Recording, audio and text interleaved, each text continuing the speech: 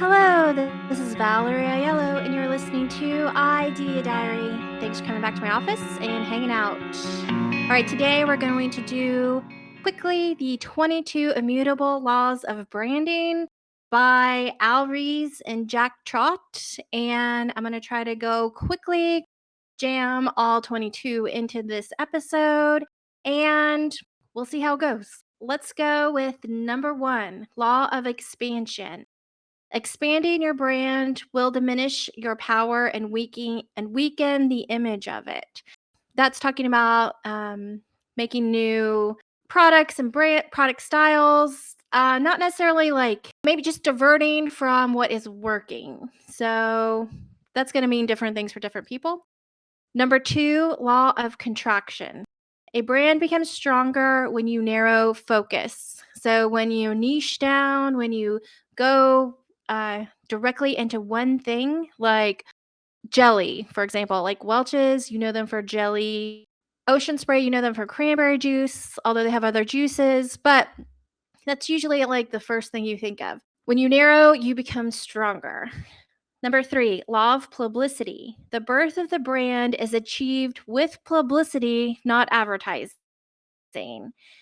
So that was like a good aha moment for me, because it doesn't, just because you've started selling, just because you're doing the thing and you've paid for ads, these guys seem to think your brand doesn't really start until you start getting publicity. So publicity can be like your main focus out of the gate, and you can DIY your own publicity, but it does take some time. You can pay for a publicist, but I feel like you can do a lot with DIY, and until you can afford a seasoned, like 20 years deep publicist, I feel like you should do your own publicity until you can afford the big people that really know what they're doing and have connections.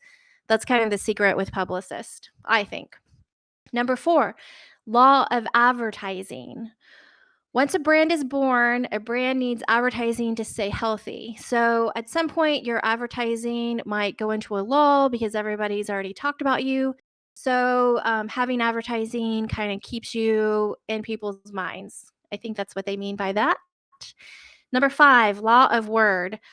Own a word in the mind of the consumer. So this was talked about in the Laws of Marketing book that they did. And they're just basically saying, get a word that people can instantly connect your brand to, and don't steal a word from another brand, because that's not going to work. Number 6, Law of Credentials. Successive brand is the claim for what is true. If your advertising is true and people agree, that's credentials. Basically, what they're saying, whether it's like somebody might think it's a bad selling point or a good selling point, whatever's true, and people automatically say, yes, I believe that brand is that. I feel like that's sort of your credentials. Don't try so hard to be the authority. And if you're already the leader, if you're first to market with your thing that you're doing, remember to tell people that you're the number one spot, because they don't always know, and it's good for them to remember, because I guess it's the best place you could be, is to be a leader in your category, as they put it. Number 7, Law of Quality. So quality has almost no correlation to success. So they're saying it doesn't matter if you're the best or you have high quality.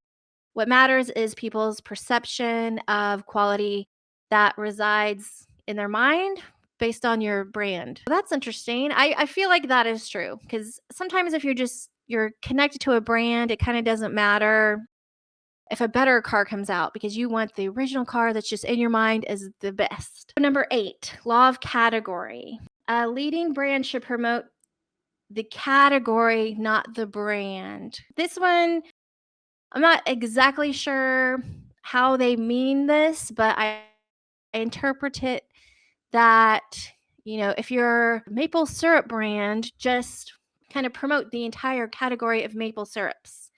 If you're an essential oil brand, kind of promote the category of essential oils, then promote your brand. Number 9, Law of the Name. A brand is just a name. This is their opinion, and I think that it could definitely be a valid opinion.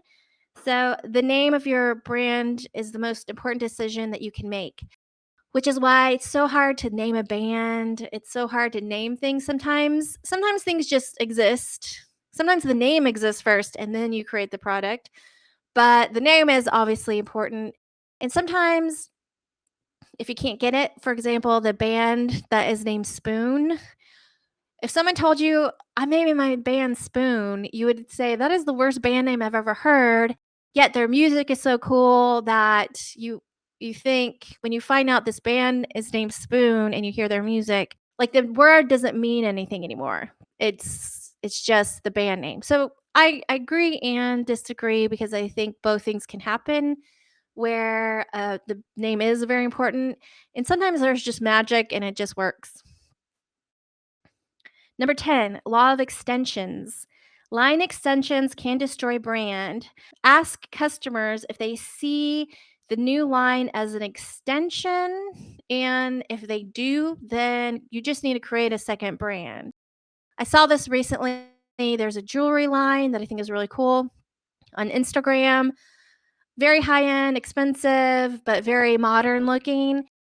And then they started selling dinnerware, and I just felt like that's very odd. I feel like they should have done a second brand, and it may or may not work. When I think of, luxury purses and brands like, Gucci or Louis Vuitton, sometimes these purse brands will come out with a fragrance, and that just works. For whatever reason, people will buy fragrance from any luxury brand, and I just feel like for the most part, they are correct, but there are obviously nuances.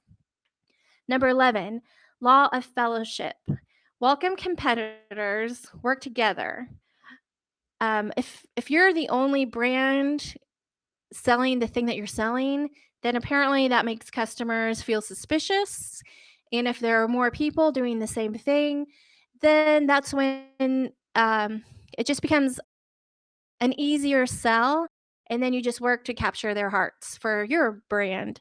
So I thought that was a interesting way to phrase it because I don't really believe in competition. I think if you're just doing your thing, you can just do your thing and not worry about competition so much. And I do kind of believe everyone should work together.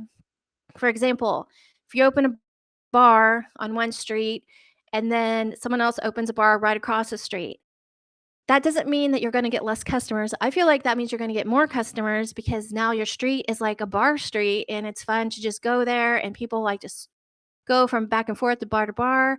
So that's just one example where I feel like that is definitely true. Law of fellowship. Number 12, law of generic.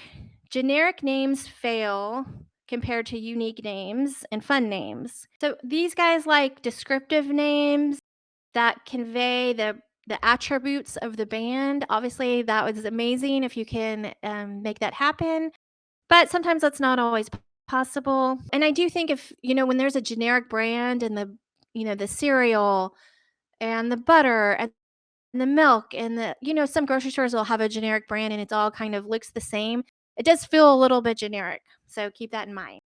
Number 13, law of company. Brands are brands, companies are companies. So don't confuse the brand with the company, which I translate this as a good example is when you have a record label like Discord or Kill Rock Stars or Sub Pop. That's the company, and then they have all these brands underneath that main company, and sometimes the band that the label that they're on, and sometimes you don't. So, that's just, like, a good example, like, your company can have a lot of different brands underneath it, and, it can be a benefit or it just could not be a non-thing. Don't confuse a company with a brand. Number 4, law of sub-brands. Sub-brands can destroy so when a luxury brand kinda tries to make an affordable brand, but they use the same name, it doesn't work. So be careful when you're, I guess, creating different sub-brands and categories. These guys talk a lot about that in this particular book, and I feel like they're kinda saying the same thing over and over again, but It's not bad. Maybe they're just trying to hit that 22 mark and whatever. I do like this layout of a book style to have like 22 things that blah blah blah. I love it. Number 15, Law of Siblings. Resist the urge to give a sibling brand a familiar look. That's kind of the same thing as the law of generic. It's that same thing a little bit over and over again. So if you have a sister brand within sibling brands, little brands within your main company, give them separate looks. And that was good advice for me because I think I might have done things, made them all kind of look consistent in a way to be fun, but hey, maybe the better idea is to give them all a unique look. Number 16, law of shape. So they're talking about logo design here, and their idea was have a side by side design, which it's like, okay, but I think since this book was written, we've changed a lot of logo design because of the phones and the internet. So it used to be that you would want your logo to be readable at a quarter size, like a money quarter. If you saw a business card on the floor, you would want your logo to be readable to somebody walking by it. So that was like the thing that you did if you're a logo designer. But now it's so different because if you have your phone and you need to fit a logo inside a circle or a square or a banner, you need kind of like a couple different versions of a logo sometimes, depending on the length of the brand name. So another thing is it has to look good low res. So logo design, I feel like, is changed a little bit as we progress into the future. I'm just gonna leave that there. So, law of shape. Number 17, law of color. A brand should use a color opposite of a major competitor. So, I don't know if they mean like if you're on the color wheel and one brand's red, so you want to go to the opposite side of the color wheel and the other brand be green. I don't know how in depth they want to go into this law of color thing. Color should establish a mood, they say, and leaders have a first choice at a color pick. Number 18, law of borders. So, no barriers to global branding. And when you think about, for example, Corona beer, they keep that Mexican vibe going. They don't change their branding for a global audience necessarily. It's still like a Mexican beer if you go to Germany or United States or Australia. I don't know. That was just like an interesting point. Number 19, law of consistency. Success is measured in decades, not years. I'm going by the other book, The 22 Laws of Marketing, when they say follow the trend instead of fads and be ready to pivot if you need to pivot, but stay on your branding style and feeling and your whole vision. If it just feels right, just it might take a few years. 20, law of change. Brands can change, but only infrequently and carefully. So I always say, like, just make your logo for now. You can always change your logo because I feel like it is fine. Like when you're designing your logo, don't feel like this is the end all be all forever and you can't change it. You can change it. It's not that scary. But I also feel like when I read this, I was thinking about Kinko's. So we used to say, go to Kinko's when you meant to go get a photocopy of something. You could have been going to a different store than Kinko's, but that was like the name of going to get something photocopied. And then FedEx bought Kinko's and they turned into FedEx Office. So for a while, the signs would say Kinko's and FedEx Office. So they kept both logos and the both names up on the signs for a while. Now I think it's just FedEx Office. So I feel like there's like a whole new people that are 20 years younger or so, they don't even know what a Kinko's is. So it's kind of interesting. Brands can change. 21, law of mortality. No brand will live forever, kill it sometimes. And I kind of disagree with this only because the first logo ever trademark was Bass Ale, and it was in a painting by Manet, not Monet, Manet.